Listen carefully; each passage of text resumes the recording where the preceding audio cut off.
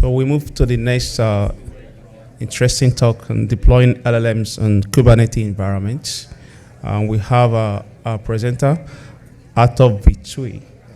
Yes, who is a senior data science specialist solution architect with Red Hat Canada. Arthur has over 15 years of experience in design, development, integration, and testing of large-scale service enablement application. He is currently pursuing his PhD in computer science at Concordia University, and he's a research assistant in the software performance analysis and reliability lab. His research interests are related to AI ops with a focus on performance and scalability optimization. Hi everyone, how are you doing so far today? Yeah, great. I'm happy to hear you're having a great time, and there were quite a few interesting presentations today, and there's a bit of microphone into feedback. Yeah. Okay, and I hope that you will enjoy my presentation, and let's kick things off. So, first things first, who am I? I'm a senior data scientist, specialist solution architect with Red Hat. At the same time, I'm a PhD candidate now under the supervision of Dr. Peter Chan at Concordia University, and part of his lab, which is called SPEAR Lab, Software Performance Analysis and Reliability. Okay, so what is this talk about? LLMs and a few other things. And I will tell you about the experience of deploying LLMs on Kubernetes environment with specifics to Red Hat OpenShift, and how to build LLM-powered applications on Kubernetes environments for AI ops. I will start a little bit in reverse order, just to give you a better context why we need this. So obviously the elephant in the room today is the LLM.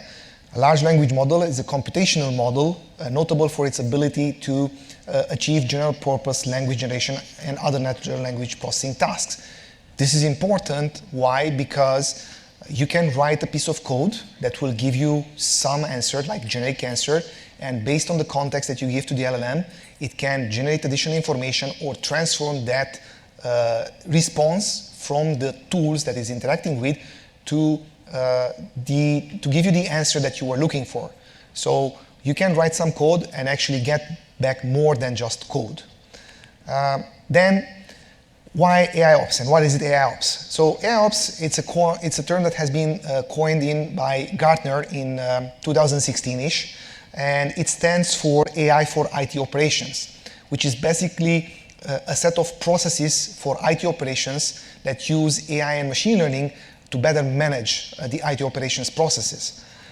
This is different from MLOps, which is a term for machine learning operations, which is basically a set of processes for business to better manage machine learning, right?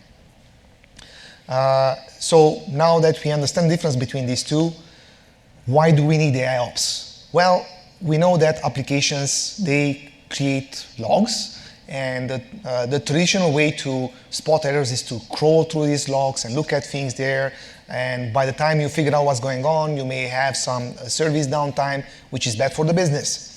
But not all applications produce logs, and not all logs are the same.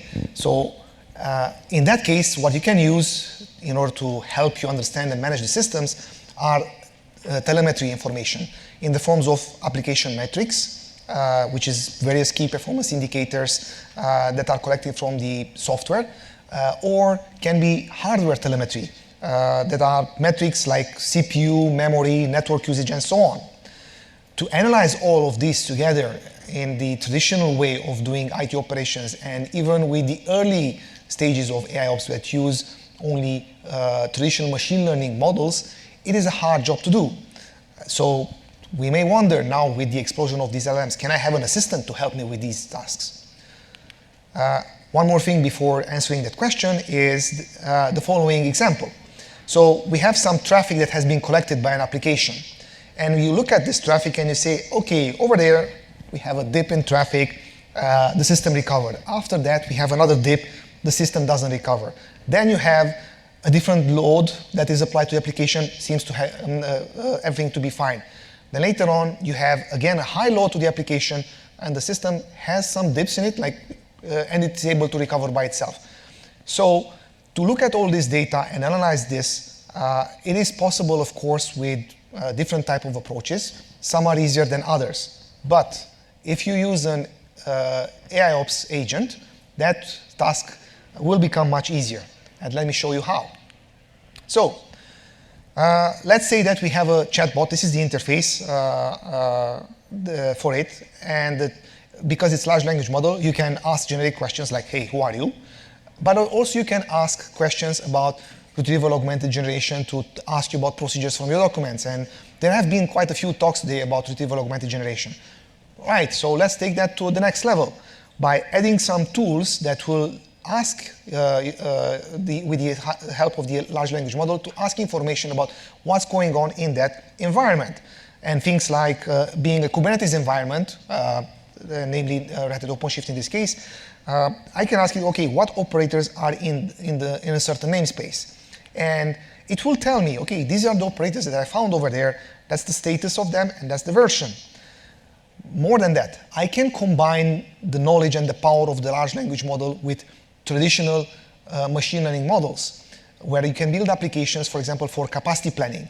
Let's say that we have a proof of concept application or a mock application, wire mock application in this case, that I want to find an answer for it. So it is having a certain configuration that is providing a certain throughput, KPI throughput for it, and I know, let's say that the initial throughput is set to 100 TPS, and I know that, I don't know, in 2 hours time maybe, I will have something close to 300.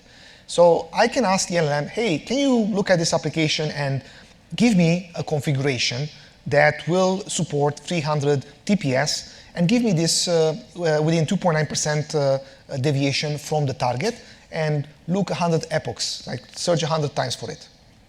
And the LLM can talk to the traditional machine learning model to send the input over there. The traditional machine learning model will perform its prediction, give back the response to the LLM. The LLM can then transform all of that and present it in a human-readable form. And here are the results. It will tell me these are the parameters that you need to tune to these values, and it will get you to 310 TPS, which is about a 1% deviation from the target KPI. Okay, but I have seen earlier that we had some graphical information on the screen that you collect through telemetry tools, something like Prometheus that then you put in a Grafana dashboard. But I can have all of this in here in this chatbot, right? So I can tell the chatbot, look at the Prometheus that's running in that namespace and collect all the application metrics for a specific metric that I want and plot all that information for me. And I can see all of that printed out here. And that basically, I can say, all right, maybe there is something that's worth a little bit more investigation.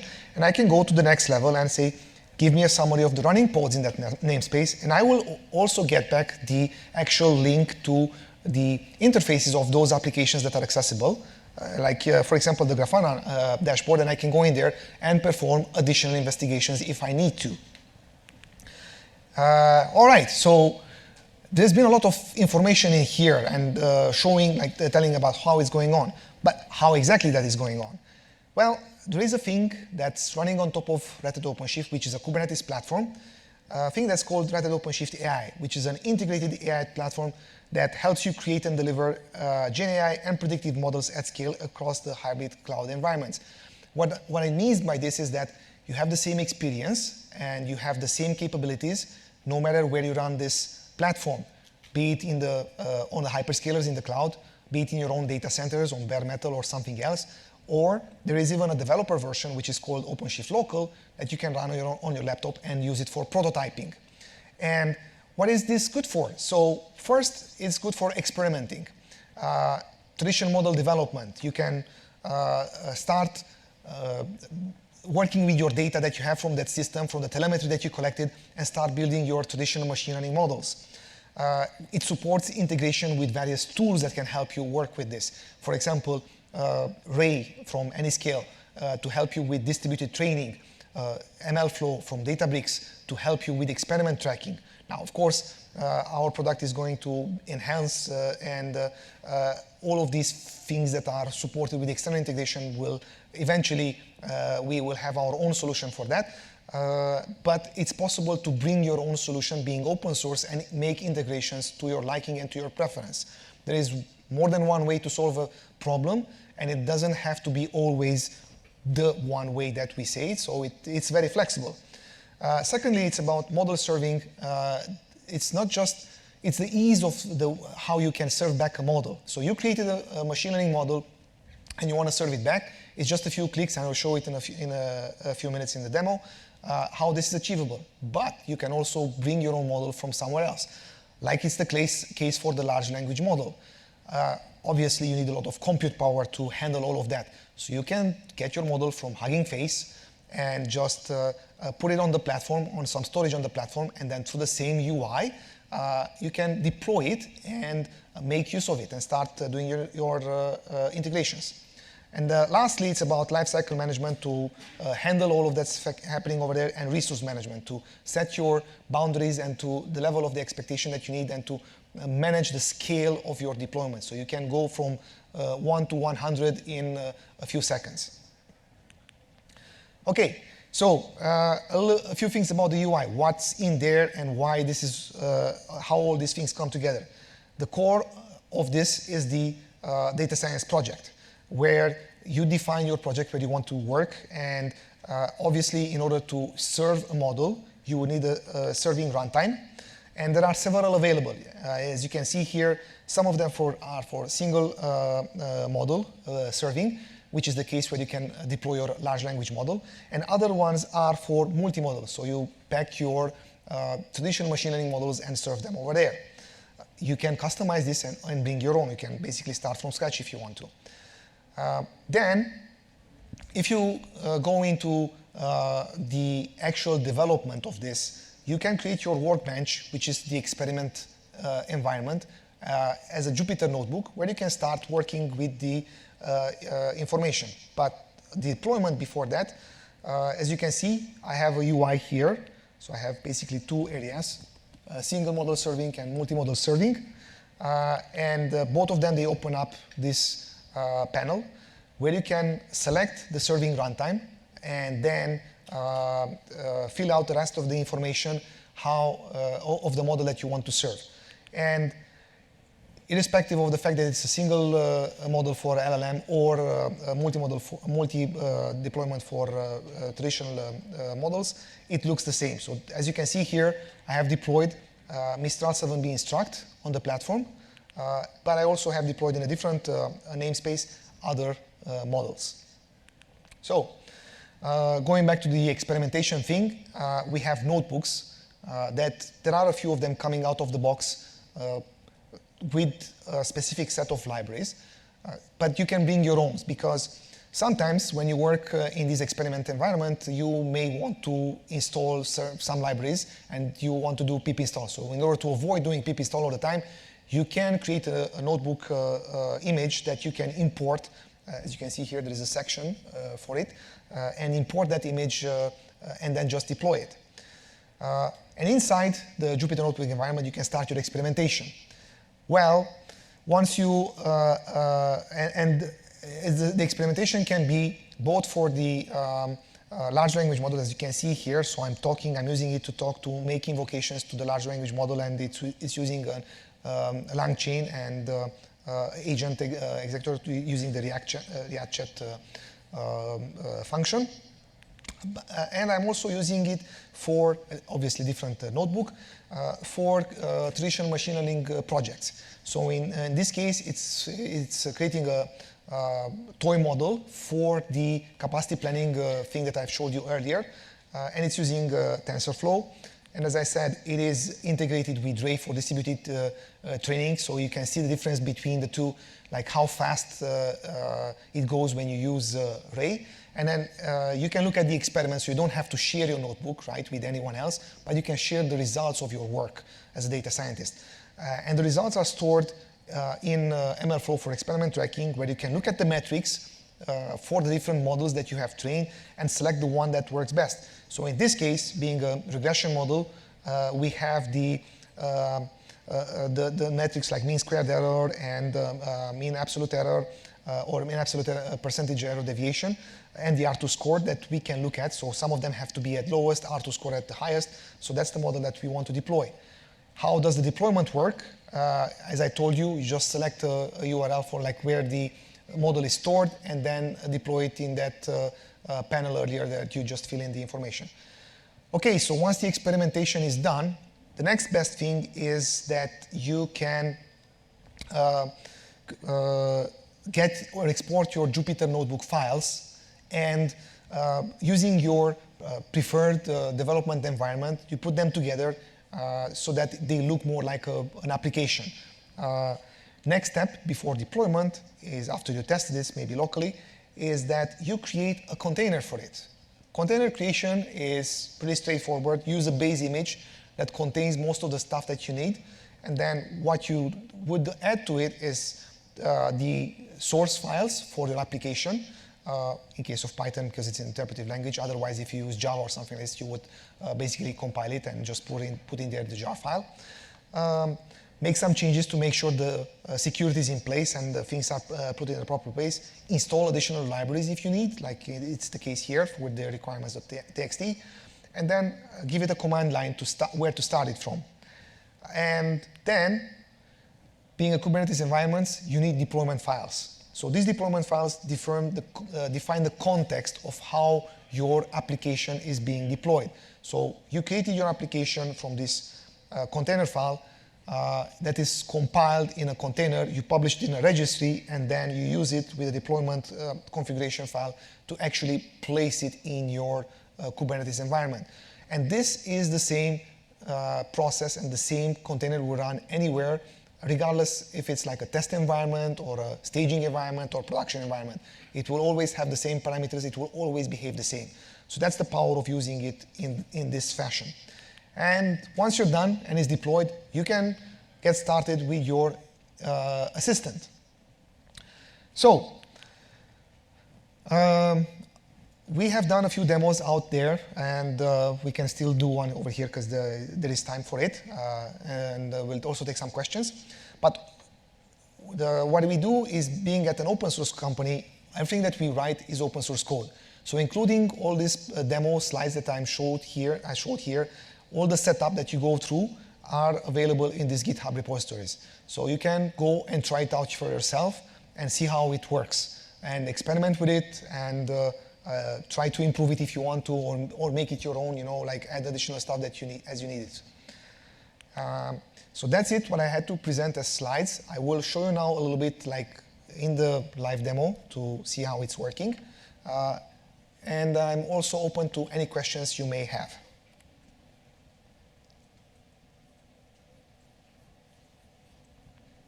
All right. So this is the OpenShift environment. So I'm logged in as a cluster administrator, where I can see all the stuff that's coming in. Obviously, when you develop your application, you will need to integrate with other things. Like, for example, when you do retrieval augmented generation, you need a vector store. Okay, there you go. So we can have one deployed in its own namespace. Sorry, the internet connection is a little bit slow in here, so that's why it's taking a little bit time to refresh. So here's my Milvus store, where information has been collected from the product from Red Hat OpenShift AI. Come on, open up.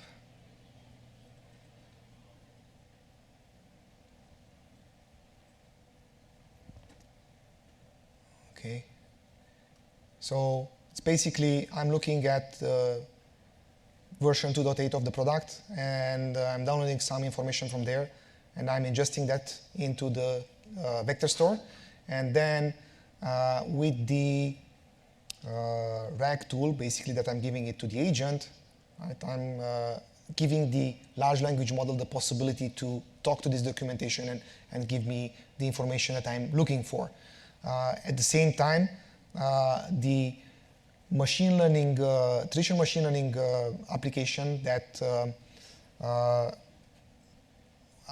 model that I told you about for capacity planning, right?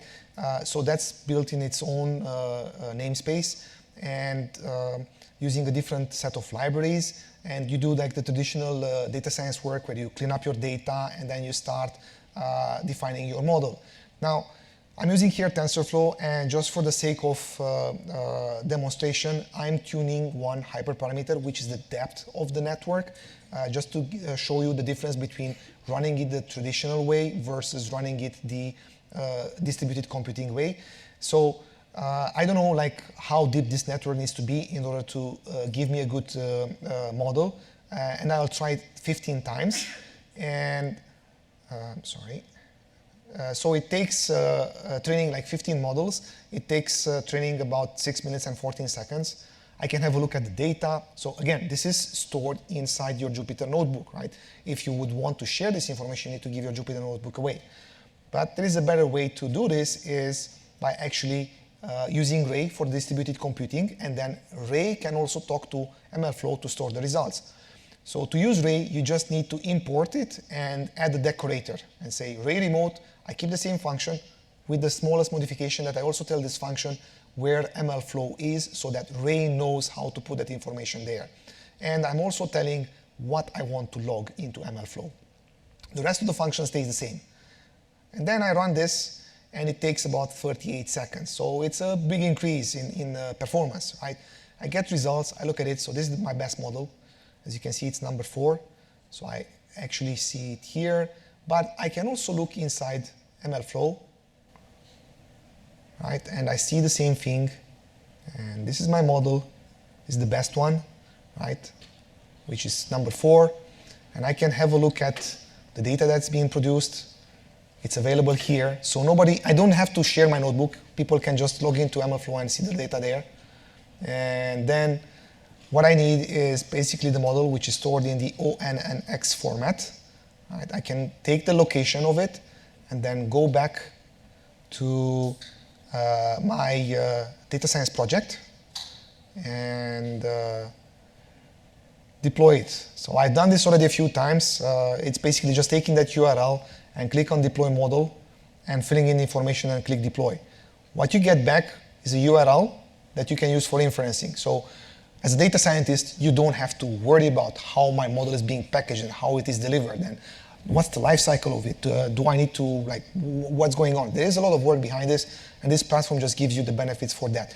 It is absolutely the same way to do it with the large language model, because the model itself, although it's huge in size, it's sitting in a storage location that basically I need to fill in here the information for, right? So I will select the framework. Well, in this case, it's already selected because it's for the deployment, but you just need to say, okay, where it is and what's the data source location, and click deploy. So it doesn't matter if it's a traditional machine learning model or it is a large language model, it is deployed the same way. You get the same experience and you don't have to worry about what's happening behind the scenes. Now, as a particular thing, the difference between the traditional machine learning model and the large language model is the fact that the large language model will run with K-serve, and it will run in serverless mode. So inside OpenShift over here, if I look at, this was the project. Okay, so here's my workbench, here's my predictor running. It's basically under serverless. I'm seeing my model being served from here. And I can see it's in okay condition. Okay, now what else you can do here is that we have pipelines, kubeflow pipelines. So what it means is that as a data scientist, I can go through this repetitive process because my data changes. So I can set up a process that I can kick off either manually or automatically based on how data is being fed back to my system. So I can retrain my traditional learning models. You can also teach the large language model with new data if you want to, right? And for that thing, we have another tool which is called InstructLab, and that will do, because I heard in the earlier talk about the taxonomy, so that's why I'm bringing this up. So we use taxonomy in order to provide a set of questions and answers for the large language model, and then we build this inside. So that's an alternative for using retrieval augmented generation. Now, of course, if you have 100 documents, you don't really want to, or 1,000 documents, you don't really want to do that, so you better stick to retrieval augmented generation because that is going to be much cheaper in terms of resources. But it is possible. So there is, again, more than one way to solve a problem. Okay, so going back to the original question, what did I do today? Talk about deployments of LLMs on Kubernetes. Well, that was a very quick answer, because as you can see with this tool, it is not a big deal. You just need a location where the LLM files are located, and then fill out that information in a form, and the platform will take care of it and give you back an inference URL that you can use in your applications to talk to. And then second thing is about AI Ops and how that can help you, your business, to manage your applications in a better way, I would say, so that you ensure your service level agreement that you have with your customers, and maintain your application up and running at all times. So that's all I have. I don't know if you have any questions. Yes?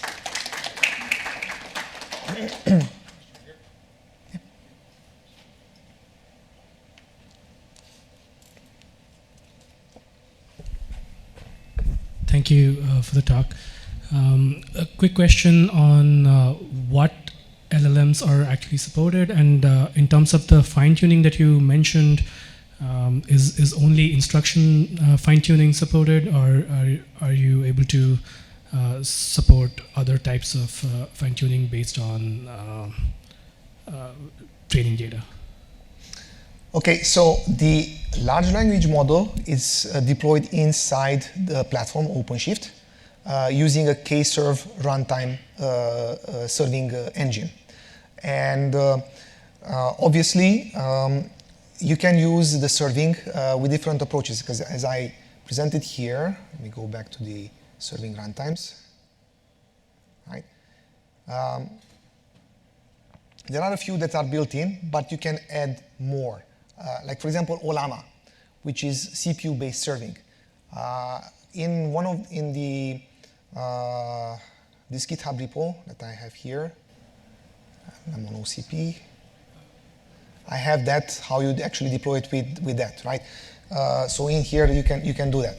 Now, the deployment of this, I mean, you can use GPU or you can use CPU, but it's stored inside this platform. So depending on what you deploy, you need to account for the resources, right? So if the model is very large, like for example, 70 billion parameters, obviously you would need to have a GPU that would be able to support this. Now, with Kubernetes, there is a way that you can use the large language model to be deployed on several GPUs, right? There is a paper that actually talks about it. I don't have it here as an example, but it is definitely possible. So that's another benefit, because you can use smaller GPUs to host a larger model. And then to the second thing that I mentioned, that InstructLab, that basically teaches you a skill inside the model. So it's different from retrieval augmented generation from the fact that you have your data in your model, right? So whenever you restart serving it, it's in there.